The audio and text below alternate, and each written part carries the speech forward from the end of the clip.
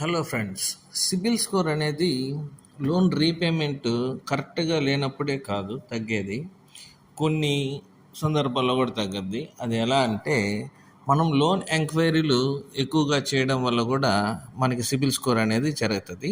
దీన్నే hard enquiry అంటారు. జనరల్గా చాలా వరకు ఏం చేస్తారంటే హోమ్ లోన్ తీసుకునే ప్రతి ఒక్కరు బ్యాంక్ టు బ్యాంక్ కంపారిజన్ కోసం ఎవ్రీ మంత్ లైక్ జనవరిలో ఒక 3-4 బ్యాంక్స్ లోన్ అప్లై చేయడము, తర్వాత జనవరి, ఫిబ్రవరి, మార్చ్ ఈ విధంగా ఒక 3 months ఎంక్వైరీ చేసి ఆ తర్వాత ఫైనల్గా ఒక బ్యాంక్ని ఫైనల్ చేసుకుని ఆ బ్యాంక్కి లోన్కి వెళ్ళినప్పుడు ఆ బ్యాంక్ వాళ్ళు వీళ్ళకి సిబిల్ స్కోర్ తక్కువ ఉన్నందువల్ల మేము మీకు లోన్ ఇవ్వలేమంటారు. అప్పుడు వీళ్ళకి అర్థం కాదు, అరే ఏంటి మనం ఎక్కడ లోన్ తీసుకోలేదు, మనం ఏ లోన్ కూడా రీపేమెంట్ అంతా కరెక్ట్గా చేస్తున్నాం, బట్ మనకెందుకు సిబిల్ స్కోర్ తగ్గిందంటే మీరు చేస్తున్న పొరపాటు ఏంటంటే ఎవ్రీ మంత్ మీరు ఎక్కువ బ్యాంకుల్లో ఎంక్వైరీ చేయడం వల్ల మీ సిబిల్ స్కోర్ అనేది డౌన్ అయిపోతుంది.